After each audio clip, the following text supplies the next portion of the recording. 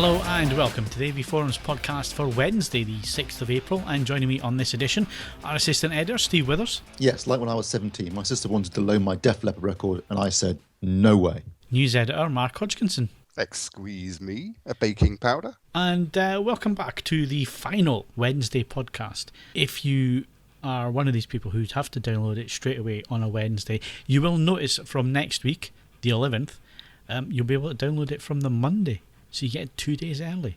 There you go. Once you get it 2 days early. After that, it's every other week. Yeah, it's every week. Yeah, but then it's a Monday, so they've got all week to listen to it, haven't they? So competition time. Anything to win? Currently, no.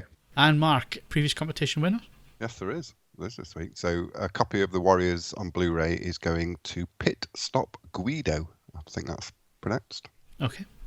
Good stuff. And there might be competitions up by the time this podcast goes live. There just isn't anything at the moment. Moving on, let's go to hardware news. And we talked about it last week briefly. Steve, you had a bit longer to play about with it now. But the UBD-K8500 from Samsung, the Ultra HD Blu-ray player, is going to be released when? And it's going to cost how much? It's going to be released on the 18th of April. So that's 2 weeks as of this podcast recording. And it will cost you £425. I should point out that's the recommended retail price. It may be different. That might be slightly cheaper than that, depending on dealers and stores and things like that. But the recommended retail price is £429, which is probably a bit more than we were expecting. I think everyone was kind of expecting a $399 price point. However, for a new bit of kit, for a new technology, for a new format that's launching, that is not too bad actually, price-wise. When you look at when we go back to Blu-ray when it first came out. First player was £1,000 for that. Yeah, exactly. I think people have short memories when it comes to that kind of thing. HD DVD, although it got cheap pretty quickly, I'm sure the first player was around about the £400 mark as well, the big Toshiba A1, because I remember buying that from the States. So yeah, in terms of pricing, it's not as bad as we feared. No, I mean, I think there seems to be a mentality these days that everything should be cheap all the time, but I think if you're talking about cutting edge new tech, a $429 price tag for a brand new the first Ultra HD Blu-ray player on the market, that seems pretty good to me, and certainly it's comparable to historic prices, if not better than the majority of the the first players of other things like DVD, like Blu-ray, like HD DVD.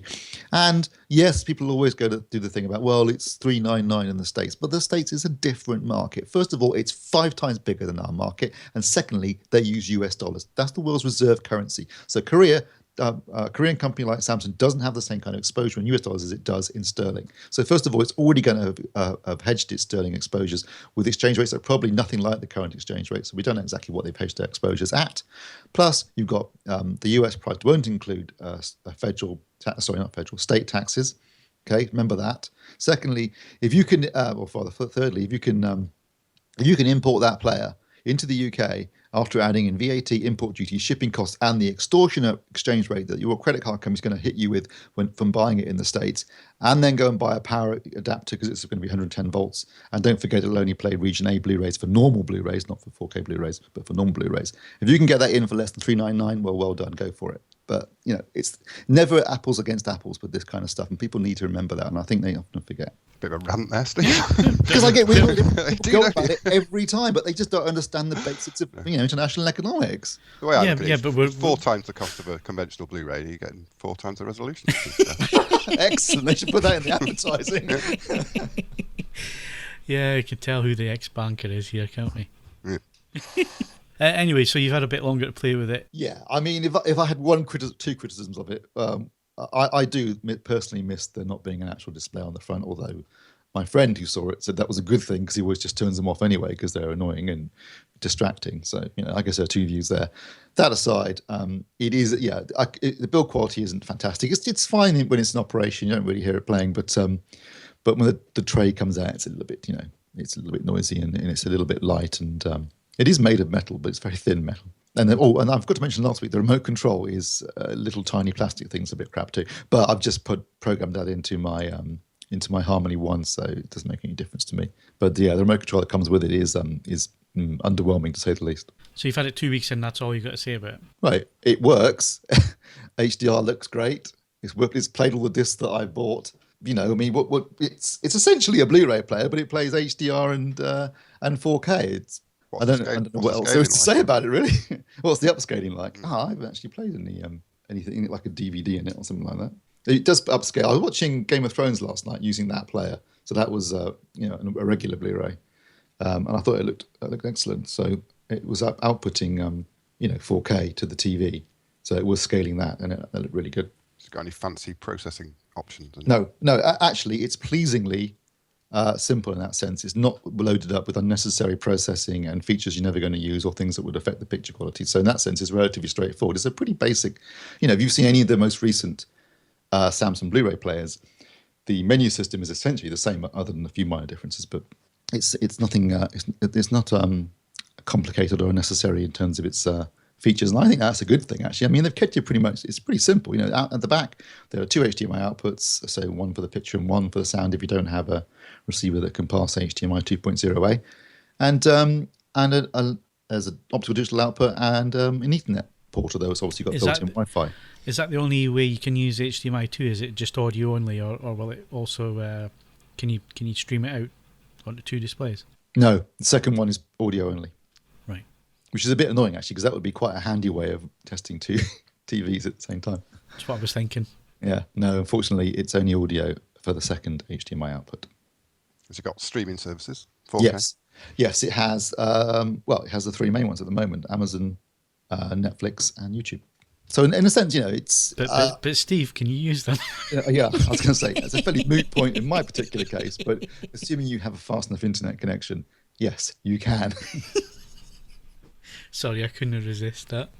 No, it's it's what it is. It's a very very competent Ultra HD Blu-ray player. It does the job. It's not too flashy. It's designed to hit a specific price point, and it works.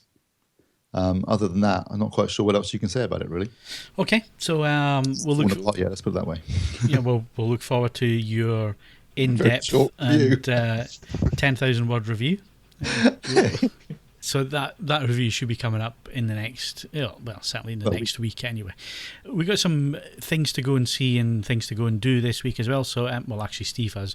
The rest of us are not having to leave the house or do anything strenuous, Mark, are we? But Steve, you're off to London tomorrow? I am, yes. We're recording this on a Monday, so I'm off to London tomorrow on the Tuesday to see LG to get a look at their new OLED TV lineup, which I think will be quite exciting, because we saw the E6 and the G6 at CES, but we haven't seen the C or B. So hopefully they'll be available to look at, and we'll get a full lowdown on what they're doing with OLED this year, release dates, prices, etc. Hopefully, so it should be very interesting, because LG have been suspiciously quiet of late, I think.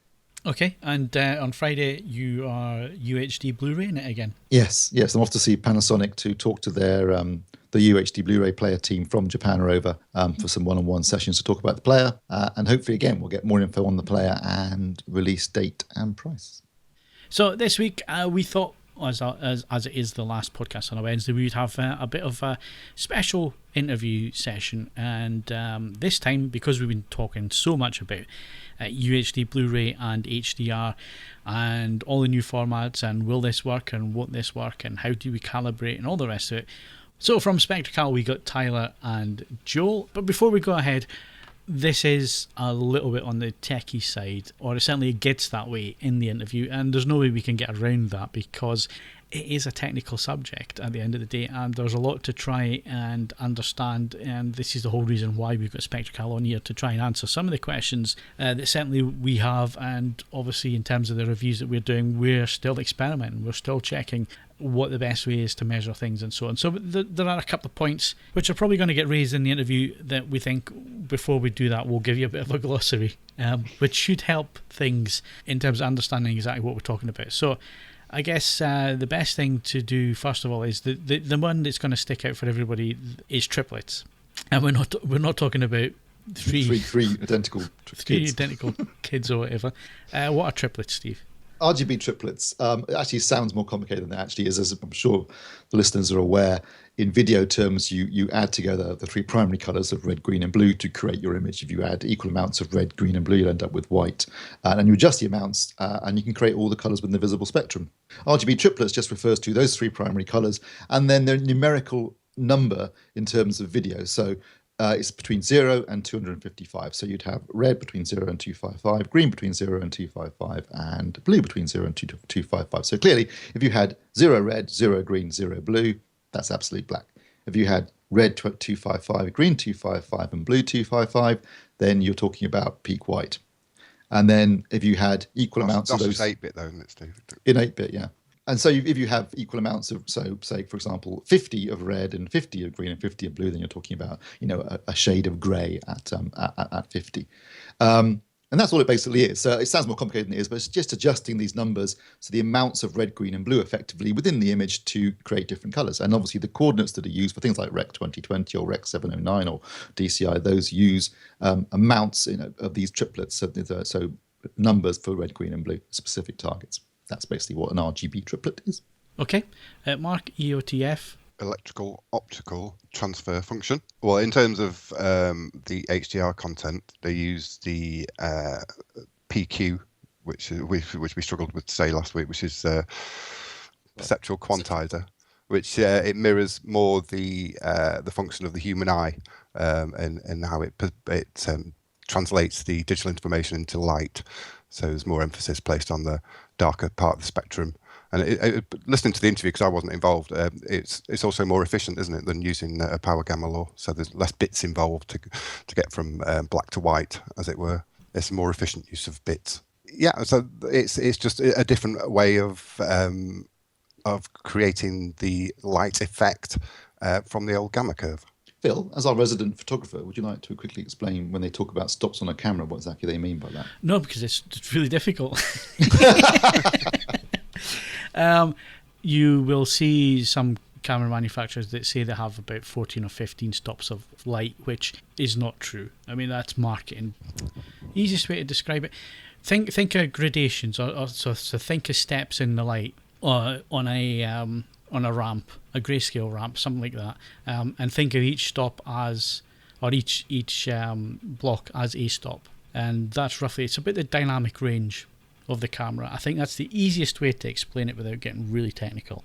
So the more stops, technically the more dynamic range, but when they're talking about 14, 15 stops, I don't know any camera that does that. Like I say, if it hit 12 stops, it'd be really superb in terms of dynamic range, and that's roughly where you are. So in terms of how HDR works, the intention is to try and cover that dynamic range and be able to show that dynamic range or as much of that back. And that's what they're trying to achieve with these new standards, basically, isn't it? Yeah, it's basically, I mean, in the past, using 35mm and so on, even 8 years ago, there's a certain dynamic range that was captured or was capable of being captured, and that's always been the case. The problem has been when it comes to presentation, because you're normally, if you're talking about film, you're normally a few generations down the line.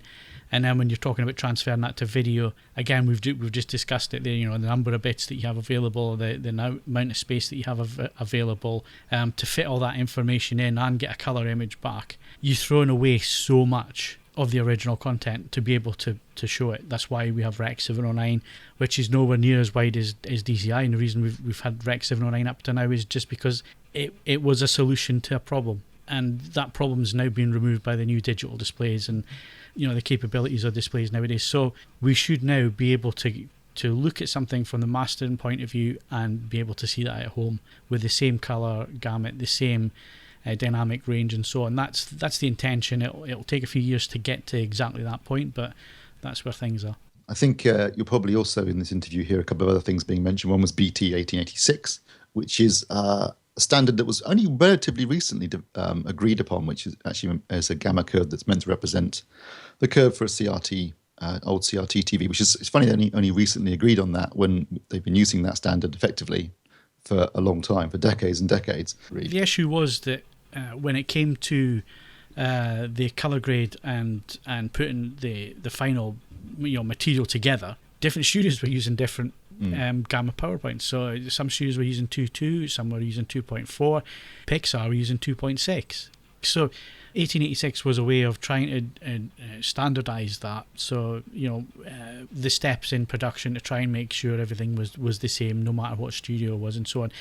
And so SMPTE 2084 is yet another way of saying to the graders and the way that colorists and so on are finishing this, that is the gamma that they will use when doing the HDR versions, and that will translate through metadata to your display. So anyway, I think it's time for the interview, so we'll have a quick ident and we'll come back with our interview.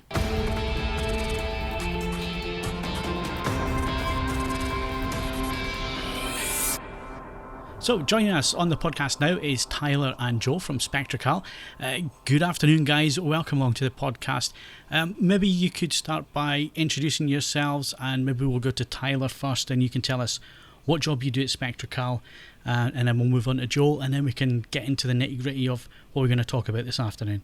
Hello, I'm Tyler Pruitt. I'm Spectracal's technical liaison. My responsibilities are for working with customers and bringing their suggestions to the engineering team, and vice versa. Also, I'm responsible for the on-site training and workflow development. Hi, I'm Joel Barsotti. I'm head of advanced color research and the lead developer for CalMan. Well, like I say, welcome to the podcast, guys, and we're going to talk about HDR to start with, because I think in terms of AV, in terms of what our listeners are interested in terms of new TV technology and so on, it's the big buzzword at the moment. It seems to have overtaken 4K resolution as the big subject matter, but at the same time, there's a lot of misinformation out there about what HDR is. So from your point of view, what exactly is high dynamic range? Well, high dynamic range for me is mostly about being able to make more intense, colorful images. And, a lot of it, people talk about brighter and, 1,000 nits and 10,000 nits. And, that is sort of, functionally how it works, but it's really a means to the end, with the end goal being able to, produce images that have color that, we haven't really been able to reproduce, with conventional technology to this point. So with the normal consumer TVs that people are used to, HD TVs and so on, what we're talking about here is that the color that they've always seen on their TV, if it's set up correctly, is what we would call Rec 709, which was the color profile for HD and PAL TV in the UK. And what we're talking about with HDR is not only brightness, but also a wider color. So what we mean is they're a far more colorful image. Is that correct? Well, that's part of it, but more what I'm thinking of is just how, when you start talking about light and stops and how many stops of light, cameras can capture and the human eye can see, what happens is that the brighter a color is, the more colorful it can be. And because we've had to sort of tone map and range compress everything we've captured onto consumer displays to be able to view video, we've never been able to really reproduce the actual colorfulness that the human eye can see when we've got, a red that's, 50 or 60 nits. And so it doesn't have to be significantly brighter than SDR, but with HDR, because we can produce so much more light, we're also able to reproduce much brighter colors as well, which is one of the things that really makes HDR stand out. And of course, with the HDR implementations that we're seeing coming out, they are packaged with the wider color gamuts, which also enables them to produce much more saturated colors. But in some of the early implementations of HDR that I was able to see, they were still working in Rec 709, and the results were still really, really impressive. So it's not just the wider color gamut. It is primarily the ability to not have to do the range compressed tone mapping that we get currently when they take, film or video and try to compress it down to fit into the SDR range that our current displays do. Why do you think there is so much confusion about this subject? Well, the reason there's so much confusion is because up until recently, there have been very few formalized standards, and the ITU is currently working on, the Rec 709 equivalent of HDR. And so while we've got authoring standards for how to make HDR content, we don't have any guidelines for consumer reproduction, and Even though we're just now starting to see distribution, we've got a Blu-ray spec for how to take that stuff that we've authored and then put it onto a disc to distribute it. We still really don't have a good standard for how to take that content and reproduce it, and trying to preserve the intent that was used to create the content. Yeah, so everybody talks about metadata, but there's no guidelines on how you're supposed to use that metadata to remap the luminance and the color volume. So every TV manufacturer is kind of rolling their own thing and coming up with their own ideas on how that should work. And based on the measurements we've taken on some displays, they're doing things differently. So until there's a standard on how you're supposed to treat the metadata and what is the proper way to roll off the highlights, what is the proper way to reduce the color volume from the mastering display to the consumer TV, the reproductions are kind of going to be all over the place. So hopefully that happens soon. Are there currently efforts being made to create some kind of standard? Exactly. Yeah. So we're looking for the ability to have, reproduction standards, because the general guidelines for packaging is that you describe your content as Rec 2020 color, so that, whatever the, color value you're encoding is using Rec 2020 RGB primaries to come up with your RGB triplets. The PQ gamma curve or EOTF is the designated EOTF for HDR, at least for the Blu-ray spec. And then, you take those and then you can figure out how to put the bits onto the disc, and then you get the metadata for what the display that was mastering it was actually capable of. And so, with those different guidelines, it works very much like conventional TV. And, one of the reasons why it might be a little bit confusing is that the PQ EOTF turns a little bit of conventional calibration and display adjustment on its head, where all of the previous standards have all been relative, where a 0% signal should be 0 and 100% signal produces 100% of the display's light output. With PQ, it's an absolute bit level scale. So 0 still should produce, 0% signal should produce 0 light. But 100% signal should always produce 10,000 nits, or the maximum that the display can produce. And so then the way the curve works, about a 50% signal is about 100 nit light output. And so, on every display, a 50% signal should produce 100 nit output.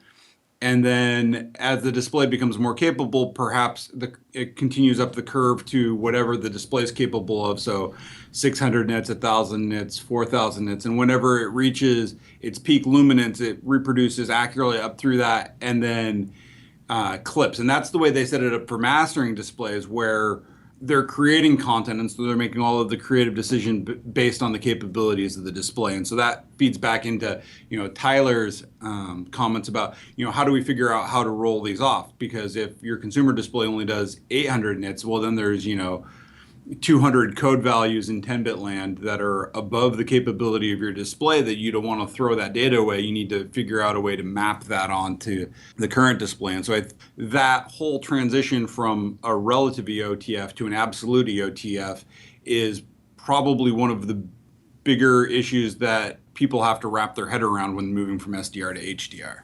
You've mentioned a lot of things there, and I think we have to break them down bit by bit just so people don't get confused. But let me just start off, because one of the other big issues that people have got is there's more than one type of HDR. So do you want to quickly just explain the differences between the two main ones, which are HDR10 and Dolby Vision? Well, HDR10, I would actually say HDR10 and Dolby Vision are actually incredibly similar.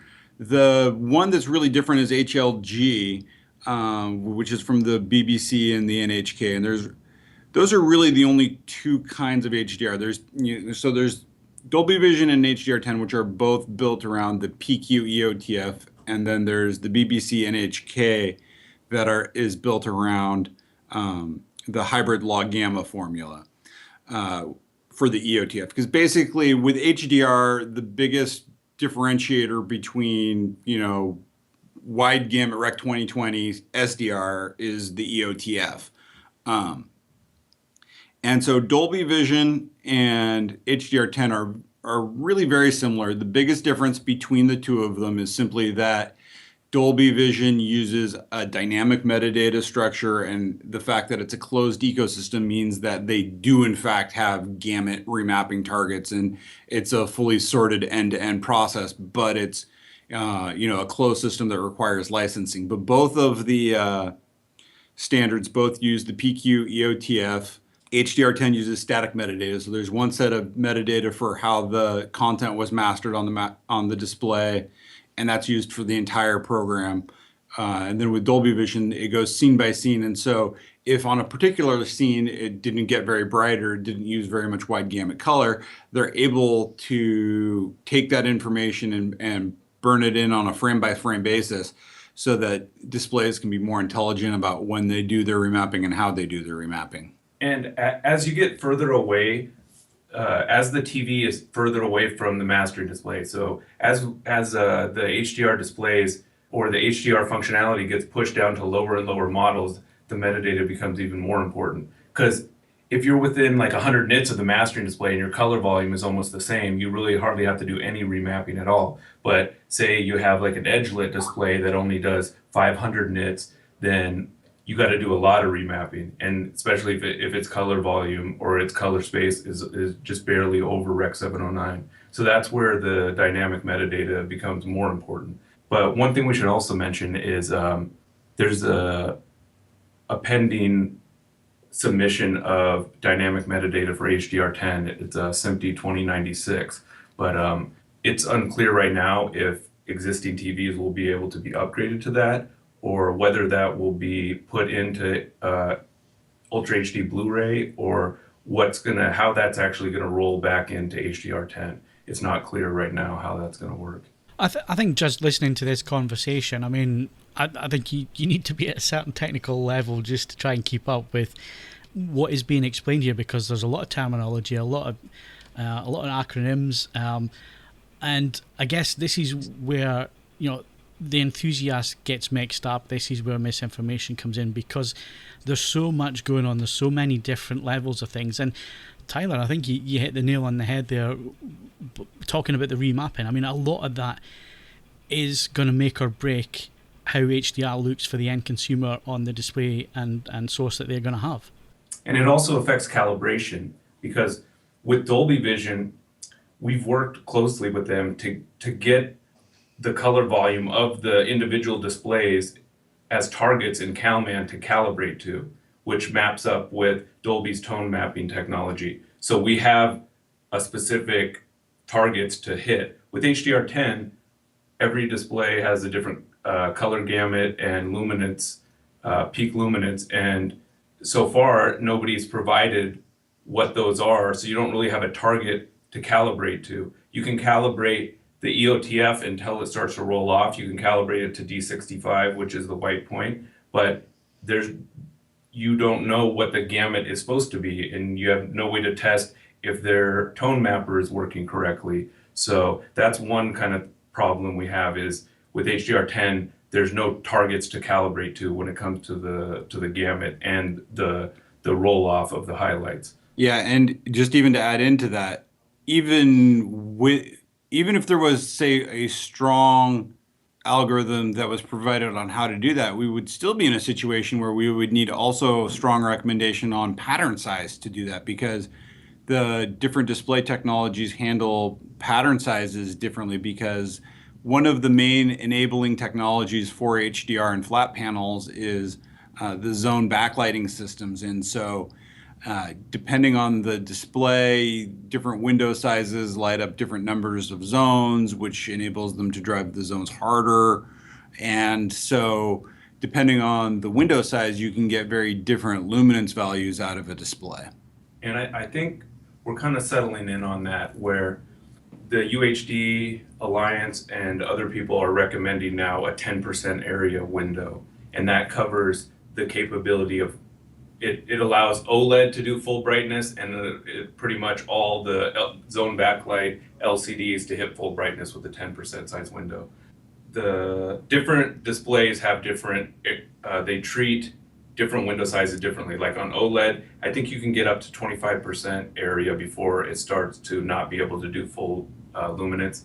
I think on some of the zone backlighting systems, like on Samsung's JS9500, I think you can get to 40 or 50% area before the luminance rolls off, where you can't do a full screen white as bright as the window, just kind of the behavior we saw with plasma. But that's not always the case. The Vizio RS series actually can do a full screen brighter than a small window. They like really over engineered the backlighting system, where it doesn't roll off with size. It actually can get brighter. So, And that's a Dolby Vision TV, isn't it, as well? Is that Yes. right? Yeah. I mean, it sounds as though, from what you said at the beginning of this conversation about there being a distinct lack of standards at the moment in terms of HDR, it looks as if Dolby, albeit in a proprietary format, is providing an end-to-end standard of their own. Would that be correct? Yes. And well, they have, like, Dolby's the one that came up with the ST2484 or PQ curve, and then they said everybody thought this was a great idea, so let's release that to SMPTE and make that an open standard. But they held back all their tone mapping and gamut mapping and dynamic metadata.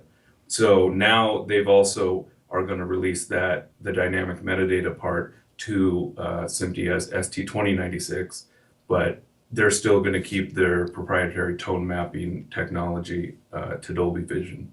To put that into like a little anecdote, I was talking with one of the color scientists from a post house, and he basically summarized it like this. Dolby came up with a bunch of great ideas for HDR, and they wanted to license it out, and so they got together and basically gave away all of the ideas that are part of HDR that cause problems, and then we'll sell you the solutions to all of them. I guess there's a couple of points raised there. I mean, you've been talking about, full array backlight LED LCD TVs. What about edge lit TVs? Because the vast majority of the HDR TVs that are going to hit the market this year, especially in the UK, are going to be edge lit LCDs. Yeah, and they're working on the ability to do it with an edge lit is there. I mean, they still have can universally raise and lower the backlight on a scene by scene basis. It's just that, with LCD, the IPS panels have, 1,000 to 1 contrast, or maybe 1,500 to 1 on some of the very latest, greatest IPS panels. The VA technology panels, I think, do 2,000 or 3,000. I might be underestimating that a little bit, but I don't, there aren't really any LCD panels that do much more than that. And so, that defines your local contrast, where you can't get, very much more than that. And so with a single backlight control, you're not ever going to be able to produce wider dynamic range than that. Whereas with the zone lighting schemes, they're going to be able to, have a flashlight in a corner and push that really hard if they've got tight controller. An OLED is going to be able to do it even better, where you've got, a flashlight in a dark room kind of scene. And so with zonelets, they'll still be able to do that, but it'll have to be a bigger compromise where the black floor comes up a little bit more and the flashlight doesn't quite get as bright. Have you done any testing with edge lit in terms of windows and how much performance you're getting from them and so on? I measured a Sony 850C. It did around, if I remember correctly, around like 400 or 500 nits. But the person had it in a real theater. The black level wasn't as perfect as a full array set, but I thought the HDR looked good on it. A lot of people get hung up on like overall brightness, but it depends on what kind of environment you have, and you're also still getting the benefit of the wide color gamut and the much brighter colors. So I think people are quick to dismiss the edge lit sets without actually seeing them, but I was actually pleasantly surprised on the performance of it. And my comments weren't meant to say that edge lit HDR is not going to work. It's just not going to look as good as the full ones. But would I take one over an old plasma? Oh yeah, I probably would. So you've mentioned it a couple of times. So just because there's a lot of jargon being mentioned and various things that I think people are finding confusing. So we've talked about HDR. You've mentioned it a couple of times, and that's the PQ gamma ST2084. you want to just explain exactly what you mean by that? Sure. SMPTE ST2084 is a standard for an EOTF, which is the electrical optical transfer function. An EOTF is the formula we use to take bits from digital video and turn them back into light. And so, basically all of the content that we watch is all display referred content, meaning that whoever created the content was looking at a screen when they made the creative decision on how it should look, not looking at a camera and setting, settings in a camera, or, scene referred. It's all display referred light. And so, the formulas that we use to go back and forth between, the bits that we're going to put onto a disc or a stream or however we're storing the digital video and how that digital video should be displayed is the EOTF goes from the bits to the display, and an inverse EOTF takes whatever you see on a display and would convert that back into bits. And so SMPTE 2084 was based on research by a scientist named Barton, who tried to sort of quantify how the human eye responds to light. And so people have always thrown around how, gamma kind of mimics how the eye works. And, we're really lucky that CRT is lined up with human vision because it's incredibly efficient. Well, this goes, a level deeper and tried to really analyze where the human eye was most sensitive and try to align this transfer function with human vision so that the bits are as equally spaced to our perception of light as possible. And because with the standard ones that we've been using where it's either a basic power curve or something slightly more complicated like BT1886, we kind of just barely have enough bits at the low end, or really don't have enough bits. Certainly not an 8-bit, but just barely have enough bits maybe in 10-bit land, and then have too many bits at the high end where things then start blending really smoothly, but more smoothly than we need them to. And so SMPTE 2084 smooths that out so that it's as evenly distributing the bits along our human visual system as possible to make encoding video as efficient as possible so that they can cover the widest range of light possible. And so that's where the PQ comes in for, is that stands for perceptual quantizer. So it's as perceptual as possible, taking the bits back and forth between light and digital signal. And I wanted to throw something in there so when he means most efficient, we want to go from 0 to 10,000 nits for HDR without having to use as many bits. So if we would have used a straight up gamma, like a 2.4 gamma, it would have took 15 bits to actually go to 10,000 nits without getting banding. With PQ, you can do it with 12 bits, and you can get up to 1,000 with 10 bits without getting any banding, unless the banding's in the source material. Okay, great. So that's the SMPTE ST2084 EOTF.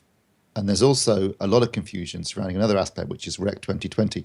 Specifically, there's obviously two Rec 2020s here. There's Rec 2020 that relates to the standard for Ultra HD, and there's also the Rec 2020 color gamut. Do you want to just talk a little bit about how this actually relates to Ultra HD, 4K, and also HDR? Sure. So Rec 2020 came out as the UHD color gamut of choice, and then promptly proceeded to be irrelevant as the first UHD content that shipped was using Rec 709 containers and signing and encoding. You're referring to like Netflix streams and stuff. Yeah, Netflix. Okay. Yeah. Not the discs. Not the discs, but the over-the-top 4K content. When they started selling 4K TVs like 2 years ago, none of the 4K or UHD content was using Rec 2020. But now that we're going to HDR and we've got the UHD Blu-ray shipping, Rec 2020 is here for real. And so Rec 2020 gives you basically monochromatic laser primaries where they're basically 1 nanometer spectral bandwidth signal. So, in order, right now the only thing that can do full Rec 2020 are laser projectors. But it's the reason that they decided to go with a scheme like this is it allows for growth. We can't do it right now, but we can see with emerging technologies like quantum dot and OLEDs that perhaps even with flat panels, we might be able to produce something that's very, very close to Rec 2020 over the next couple of years. And so the idea that they are deploying with the Blu-ray spec is in conjunction with the metadata for HDR, they're able to, encode Rec 2020 content and then signal the metadata saying, well, but we weren't able to produce a gamut wider than this. And the idea is that, a perfect Rec 2020 display that could do the full gamut could be ignorant of the metadata and would still produce the colors accurately. And then a display that is less capable can then read the metadata, and if it needs to, do a gamut compression to preserve intent as best it can. And, or if both if the mastering display was, say roughly DCI P3 primaries, and the display was capable of that or slightly more capable of that, but still not full Rec 2020, it could then know that its capabilities match the mastering display and therefore, take a hands-off approach and just, display the content accurately without having to do any gamut remapping. Okay, so given that the majority of the TVs coming out this year will be at or very close to DCI P3 in terms of their color gamut, native color gamut, and given that the content from Hollywood is exclusively DCI P3 currently, and that's, I'm assuming, what they're using on the Blu-rays, on the Ultra HD Blu-rays, what you want really is to map that content to the TV precisely, yes, because that's what it's capable of. Correct. And so, the idea there, though, and this is the thing that is, some people get hung up on, is that the content itself is described as Rec 2020 on the disc. So, for instance, the green in DCI P3 has, as it's described as Rec 2020, has, quite a bit of red in it and a little bit of blue in it. And so the DCI green, as it's encoded on the disc, is encoded that way, where it has a substantial amount of red and a little bit of blue in it, as opposed to a pure primary. And so when you're doing calibrations and things like that, if you're going to be working on, the signal that you're sending, you'd want it to, map it as Rec 2020 green, and that way you'll be lined up with the color decoders and the different control mechanisms in the video path by using a Rec 2020 signal and Rec 2020 colors. You see, that seems to be completely counterintuitive to how we've done things in the past. So I guess the easier way to explain it, or not an easier way, but a different way, is the displays, the mastering displays, they're all P3, and they can get to Rec 2020 in different ways. You can either turn on a Rec 2020 emulation mode in the monitor, where it will follow the Rec 2020 saturations until it clips out. Or what a lot of people are doing is they'll leave the display in P3 mode, and then they just do a transform from P3 to 2020 signaling afterwards before they do the encoding on the discs. But since P3, there's no consumer standard, it's not even a possibility to tell the TV this content is P3. It has to be Rec 2020, but the mastering display metadata can say, yes, it's Rec 2020, but it doesn't go out any further than P3.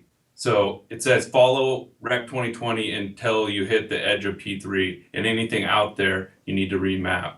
Okay, so basically what we're saying is that on an Ultra HD 4K Blu-ray, although the original source may have been P3, it's being mapped to the Rec 2020 color space. Or right? I wouldn't say mapped, I would say it's encoded as. Yeah, so it's described as. So, that when you take that triplet that has a little bit of blue and a little bit of green and a lot of red in it, or a little bit of blue, full green, and a lot of red in it, and run it back through, the matrices that they use to do the math to go back and forth between RGB values and, the XY color values that we measure, then, that triplet that is, of mixed values is then describing that DCI P3 color. And so, all of the colors are described as Rec 2020 colors as they're put onto the disc for distribution.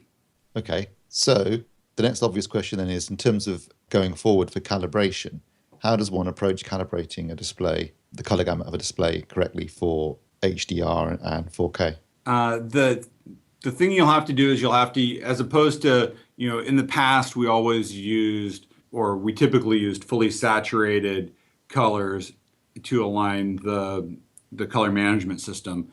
In the Rec 2020 world, you're going to want to use some partially saturated Rec 2020 values, or colors that are sort of near the edge of what the display is capable of, but they'll be partially saturated in comparison to what Rec 2020 is capable of, and then you'll try to align that with the target value so that the Rec 2020 decoding on the TV then becomes transparent and accurate. That sounds logical, but a lot of that is depending on how well the TV performs and how well it's engineered, does it not? Yes, but as long as they give us a good color management system that works in a predictable manner, it's also very achievable. So, the idea is that, you start out with what, the display does, and then you do the grayscale calibration, and then you layer on top of that the CMS calibration, and then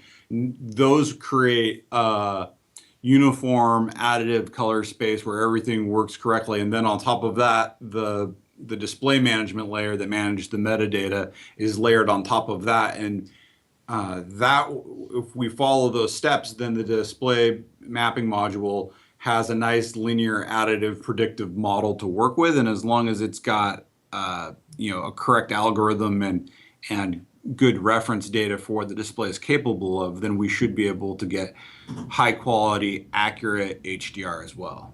If we bring this all the way back to the start of the conversation, where we were talking about how there are no standards, how things are very much up in the air, and how only Dolby Vision really has an end-to-end system.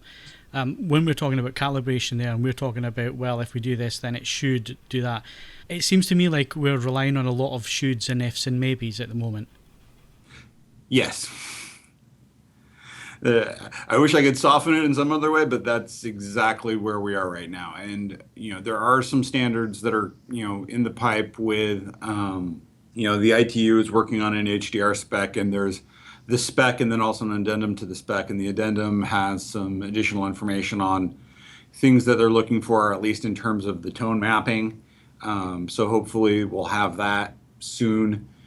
Which, once something like that is available, we'll be building that into CalMan as fast as we can, so that, we give an idealized implementation to put out there, and then hopefully, reviewers and will hold the manufacturer's feet to the fire over them trying to meet the reference implementation. And then from there, the manufacturers will hopefully improve their implementations, and will eventually, I see in a year or two, end up with something that makes this look like a little troublesome worry over something that we didn't really need to worry about too much. It's just that we're earlier in the process than I think anyone's ever seen consumer technology before. We're kind of watching the sausage get made right now. Yeah.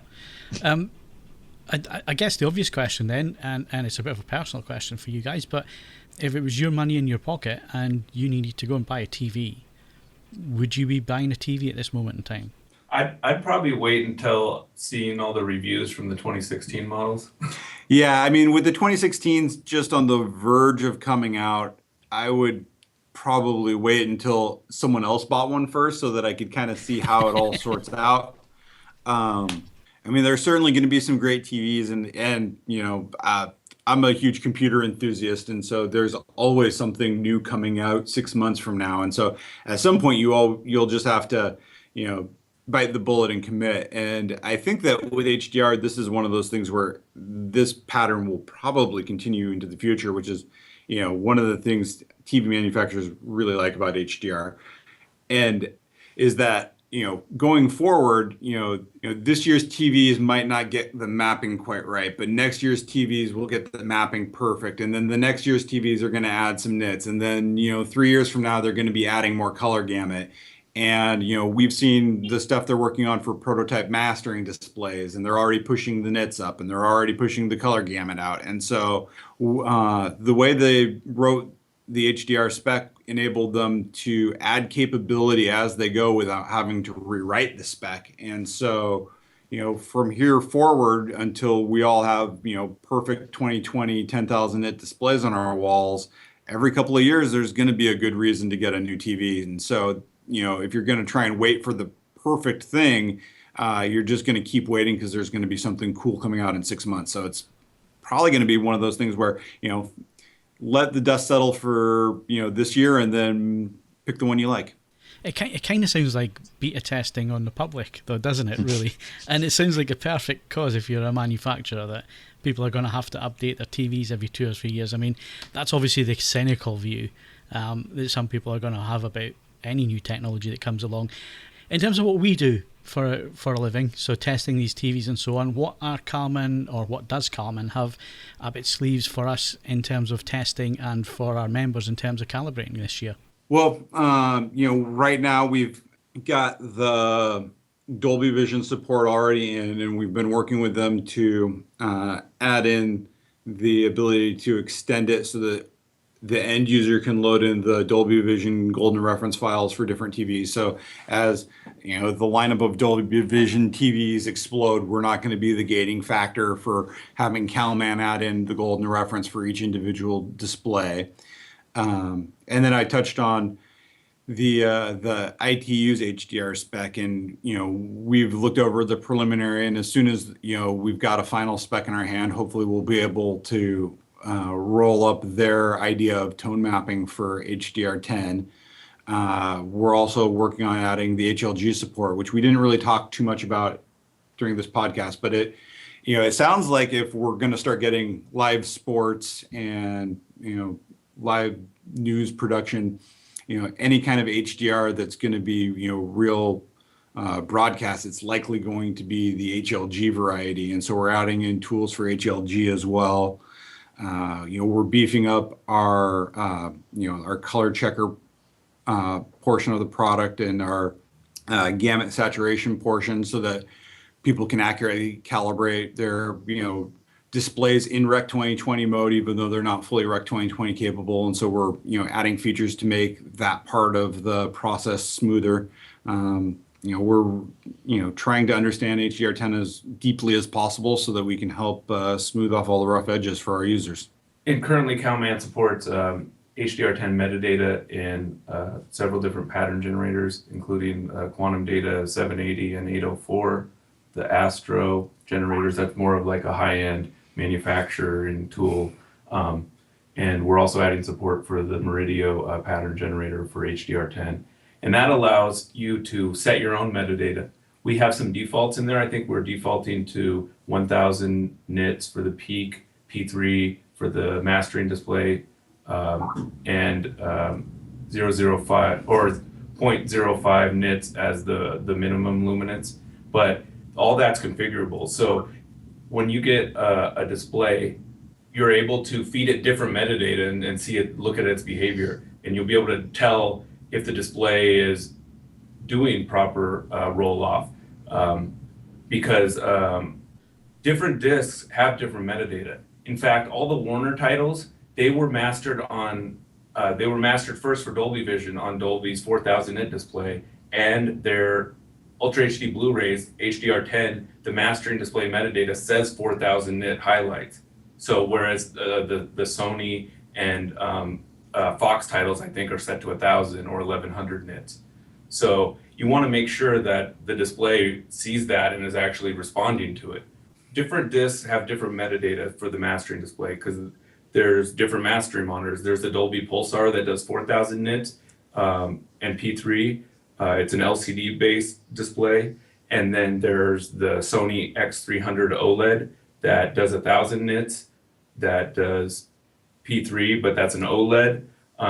So different studios and different titles are using different metadata. And the Warner discs, like Mad Max and the Lego Movie, they were mastered on the Pulsar because they were originally mastered for Dolby Vision. So their HDR10 discs the metadata says 4,000 nit peak brightness, whereas the Sony and Fox titles, I believe, say either 1,100 or 1,000 nits. So you want to be able to set your pattern generator to different sets of metadata to check the behavior. It's not so much you're going to be calibrated for different things, but after you're done calibrating, you want to see how is its behavior. If I say that the mastering display was 2,000 nits or 4,000, you should see a different roll off, and if you don't, then the display obviously isn't taking that into account correctly.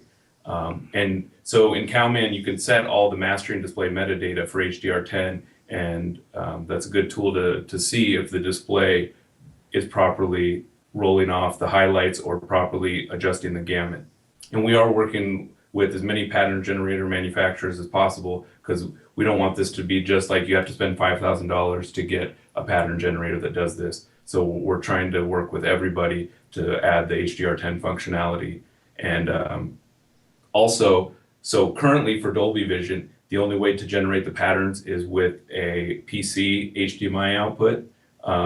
And we have it working with NVIDIA and Intel graphics cards. We haven't been able to get it working with ATI, but it can be a little bit hard to configure. So we're trying to work with pattern manufacturers and Dolby on getting a Dolby Vision pattern solution that doesn't require a PC. Yeah, and that just goes to how Dolby manages their metadata, because they embed it in every frame. If you start flipping bits arbitrarily and you're off by just a bit, then the Dolby Vision signaling falls apart, and they're using a special way to encode the data to fit the 12 bits into conventional RGB streams.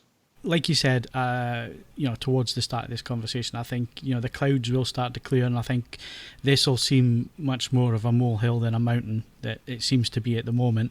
And we get there, and we're going to have some excellent pictures to look at, because like you guys said as well, I mean, we've seen a lot of HDR demos. We've been in a lot of Technicolor last year, seen stuff. We've seen stuff at CES. We've also had our first display through for review, and when you see it done and done properly, it takes the viewing experience on, doesn't it? It adds so much more to what you're watching, and the effect of telling a story, because you got more there to look at in terms of color and brightness. And the one that blew me away was the demo of the start of Man of Steel, with the explosions going off all around, and just the brightness from that. It wasn't eye-searingly bright, but it was bright enough to tell the story and to make you jump and to get you involved with what was happening on screen. Yeah, and it's not that I've seen that scene probably like 50 times. That was one of the first HDR demo content we had in the office. But we compared it to the Blu-ray, and those explosions are like highly saturated fire color on the Dolby Vision version, but on the Blu-ray they're just white flashes, and there's no real color in them. So that's another thing where we can make something bright and colorful at the same time, where we can make something bright, but we can make it colorful and bright together with SDR. Yeah, and that was kind of what I opened up with at the beginning of the conversation, is that's what HDR really brings, is with the way tone mapping works with conventional SDR, you basically only got bright or colorful, and now we get bright and colorful, and it's really impressive. And like you were mentioning, it's a tool that filmmakers can now use to tell the story, and it's not something they need to use on every scene, but it's a great tool for them to have in their toolbox to tell a story. I mean, we've been getting quite technical with this conversation, because obviously that is for a lot of our listeners, they want to know a little bit more on the technical side and so on. But for people listening who are maybe still a little bit confused and wondering, well, should I buy an HDR TV, and what is the disc player going to work with my HDR TV, and am I going to see this properly, or am I going to have nothing but problems? What advice, given the testing that you guys have done, because obviously in the States you're a little bit further ahead in terms of disc being released and disc players being available and so on, what kind of things have you seen from your testing, and is it going to be nice and simple for the average consumer out there, or maybe the novice enthusiast who just wants to go out and see this and sample this technology? Is it going to be easy for them? Well, I think the manufacturers learned a lot with the 2015 TVs, because certain models you have to turn on the UHD color setting manually. The HDR mode, when it activates, it disables a lot of calibration controls. And I think they learned those lessons with all the 2015 TVs. So I think we're at a point now they know that they need to give us the calibration controls in HDR mode, and they need to properly detect what's happening from the player so they don't have to manually engage any settings or stuff like that. Because if you have an out-of-the-box experience that's bad, that can turn off you, and then, you might not recommend it to other people. So I think the manufacturers learned a lot with the 2015 TVs, and hopefully the 2016 models will kind of smooth out the bumps that we had with the first players and the first discs, and EDID compatibility and detection and cabling issues and stuff like that. Yeah, I mean, it's at the point right now where if you like living on the bleeding edge of technology, then do it, because it's awesome. But if you like everything to work when you just plug it in and don't want to have to think about anything, you probably do want to wait till next year. And of course, everything will cost less next year too. You can certainly see the writing on the wall that by next year for sure, everything should be just plug and play ready. Thank you very much, guys, for taking the time to come on the podcast and speak to us this afternoon. And I'm sure that our listeners, having listened to that, are going to have a whole list of follow-up questions and so on. So maybe a couple of months down the line, we'll revisit this subject and we'll give you some questions. And of course, by that point, we will all have seen a lot more of the 2016 lineup, and we'll have had disc players and discs and everything else to try out, and we'll have been calibrating displays, and I have no doubt finding new problems along the way, but maybe we could catch up in a few months and see where we are. I'm sure that would be great. Thanks.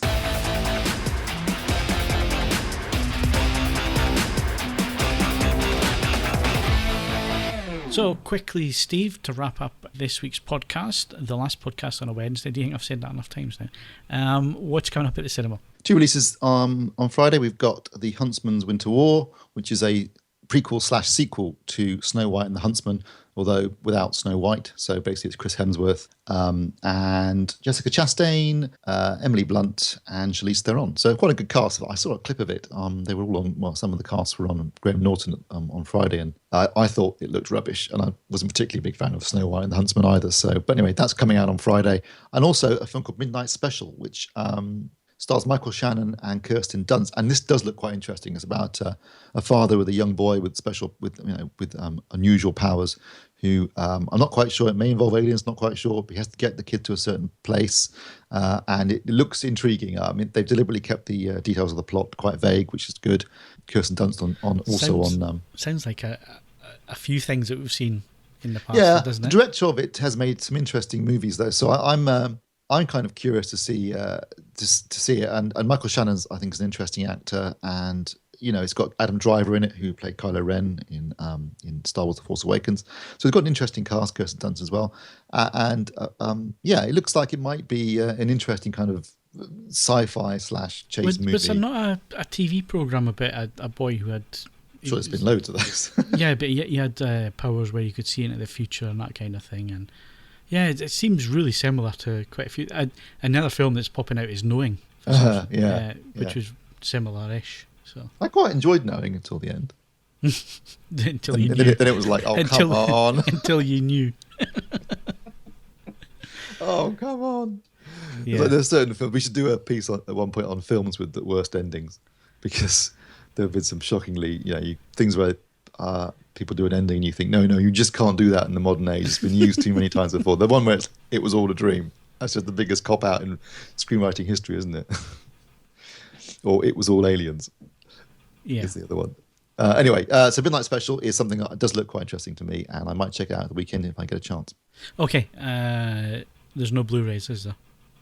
No, it's strange. It's I don't know if it's the Star Wars effect, because remember before Christmas when Star Wars came out on, I think it was the 18th of December, for about 2 weeks before that there were no releases coming out. No one wanted to go anywhere near Star Wars. There were no big films coming out at all. And for some weird reason, because Star Wars is coming out on Blu-ray on the 18th of April, there's no big Blu-rays coming out either. It's gone very quiet on the Blu-ray front. No major releases really. Or it could be they're all, well, there's only about 6 Ultra HD Blu-rays coming out in the UK next week. But yes, good point, Mark. If Ultra HD Blu-ray is your thing, next week we start to see the first, I think they're mostly the 20th Century Fox discs that are being sold. I mean, you can obviously buy them from the States already, but 20th Century Fox discs are coming out in the UK next Monday. I think there's 6 of them initially. Pricing's about 16 quid, so not too bad actually, 16.99 I think it is. Where are you looking? It's all 19.99.